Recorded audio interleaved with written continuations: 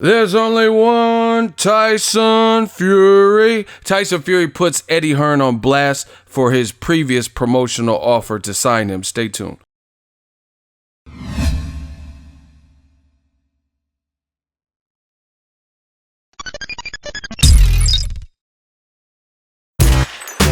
Boxingego here. If you like this video, make sure you hit the like button and also subscribe to the channel and hit the bell icon on the top of your screen to get notified when the latest new content drops.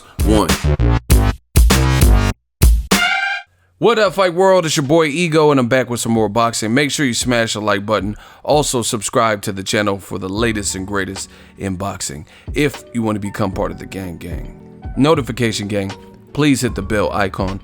Shout out to the Super Chats channel donations, the Venmo donations, and the Patreon family.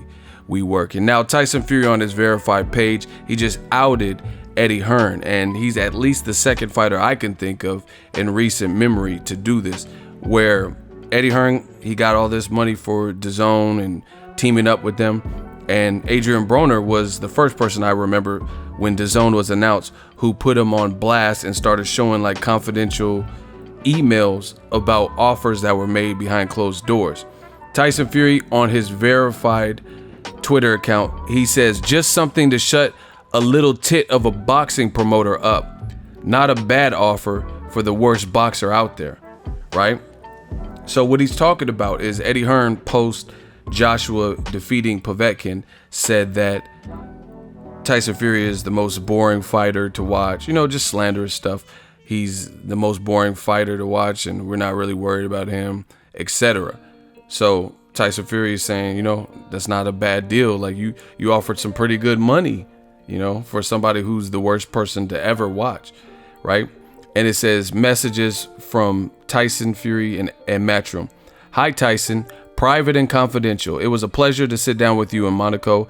I've been thinking a lot about us working together and I'm very excited. It's a deal that would blow the boxing world right up. Further to our discussions, I outlined below a 3-fight proposal for you to work promotionally with Matchroom and to box on Sky Sports box office. Fight 1, April and May. That's the slated date, the estimated date. Opponent to be mutually agreed. The purse would be £3 million, right? So, you know, I don't know the rest of the, you know, I'm sure it's just like the Broner deal where it per fight, it'll increase like £3 million and 3.35 million pound, you know, and go up and kind of crescendo. And then Tyson Fury, he added, and there's many more where that came from, ! So best to watch your mouth, your tit. Listen.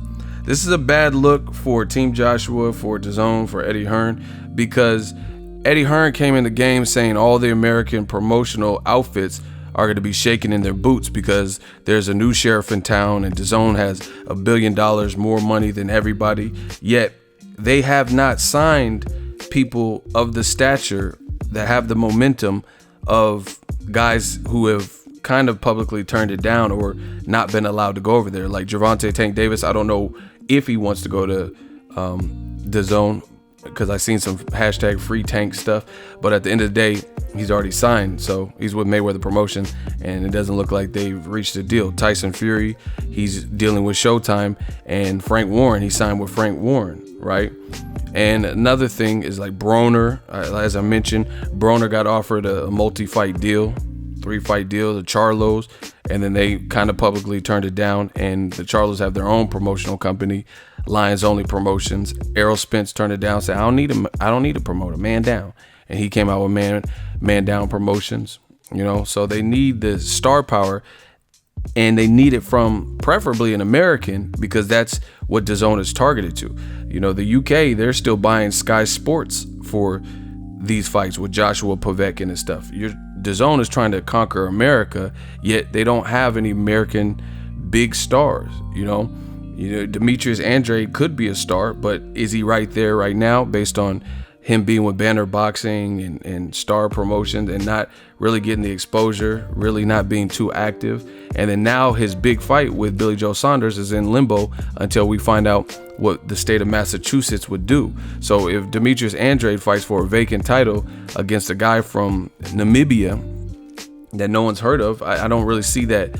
I'm not saying it can't be a good fight because I don't know too much about the opponent, but Billy Joe Saunders would be the credible name and win, you know, a champion who's defended and looked good against Andy Lees or David Lemieux. But if Andrade doesn't get the Saunders fight, you know, and he has to fight this guy who's rated under him, then, you know, it'd be cool for him to get a title, but it's not going to be a star-making type of, because we don't know the opponent. You get what I'm saying? So there's a lot of people that have turned down DAZN deals. Jesse Vargas just fought to a draw with the likes of Thomas Delorme, who Terrence Crawford stopped at the previous division, you know? So, not saying Thomas Delorme is a bad fighter, but Crawford stopped him. Luis Carlos Abregu stopped him. I mean, these are all factual things. So now you have Tyson Fury, who has been pretty much insulted by Eddie Hearn and called a boring fighter, like, you know, no one would pay to watch it, but you were willing to pay £3 million to sign him.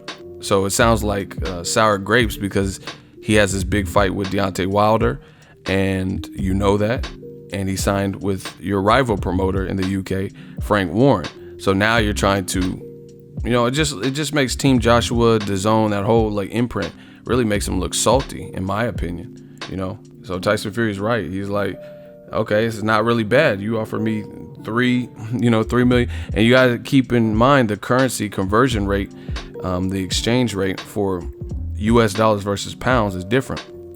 So 3 million pounds is more than 3 million US dollars, you know. So you guys can go on Google and look at the conversion rate and see how much it is. So yeah, it's not a good look. It just makes Eddie Hearn and the whole Joshua side, DAZN, it just makes them look like they're, you know, upset about it, that Wilder Fury is a bigger fight.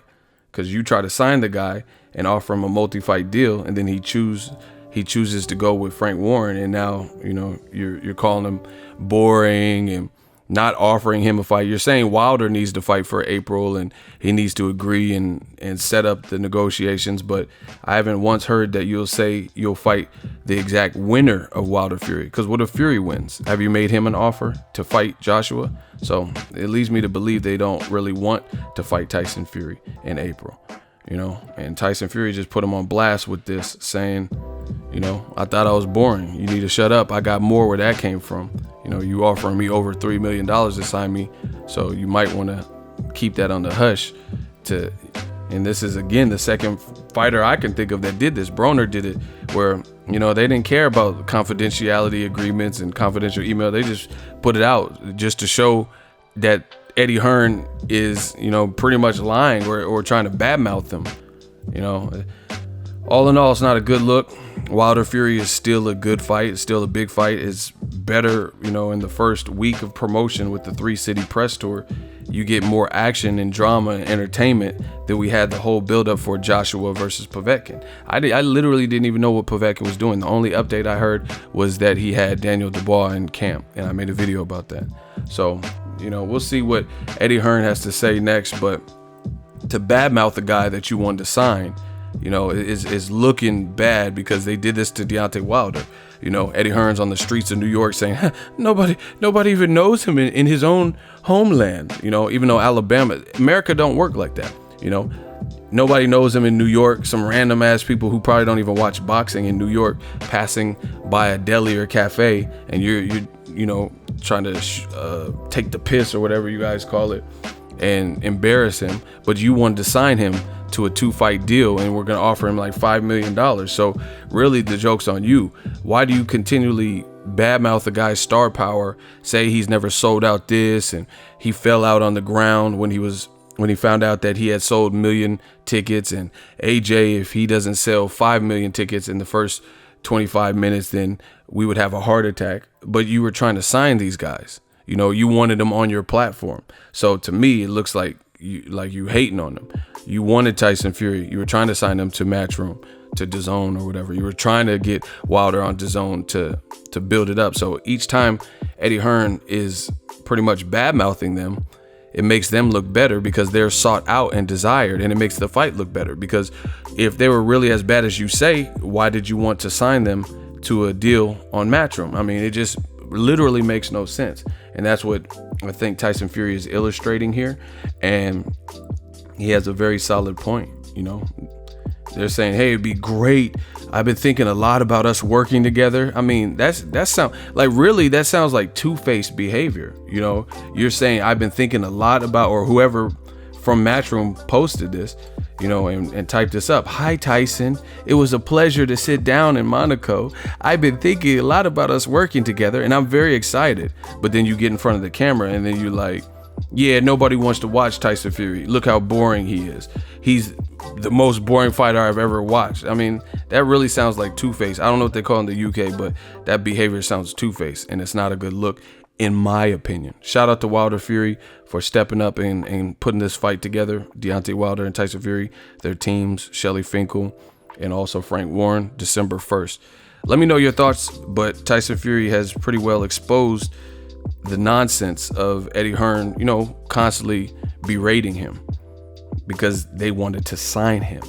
Make sure you smash the like button. As always, hate, comment, and subscribe. Till next video is Ego signing off. So if you enjoyed this video and want more content like this on the channel, you can show your appreciation by going to the PayPal donate button or the YouTube support button, and you can donate any amount that you feel is equivalent to the value of this video. Much more to come. Thank you guys for your support. Boxingego, the future of boxing.